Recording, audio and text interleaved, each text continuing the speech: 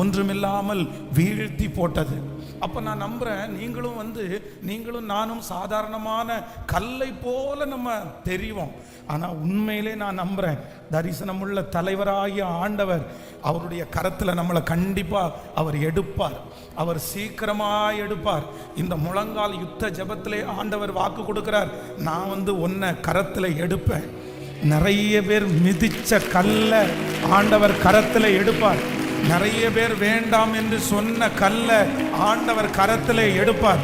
நிறைய இடிபாடுகளுக்குள்ளே சிக்கி, நிறைய பாடுகளுக்குள்ளே சிக்கி, பல மைல் தூரம் கடினமாய் பிரயாணப்பட்ட அந்த கல்ல அந்த தாவீது என்கிற தரிசனம் உள்ள ஒரு மனிதன் எடுப்பான். ஆனால் கர்த்தர் இன்று வாக்கு கொடுக்கிறார், நான் நிச்சயமாய் இந்த ஆண்டு முடிகிறதற்குள்ளே உன்னை கரத்திலே எடுப்பேன், உன் பிள்ளையை கரத்திலே எடுப்பேன். நீங்களும் நானும் விசேஷமாய் அழைக்கப்பட்ட தேவனுடைய பிள்ளை. ஹல்லேலூயா.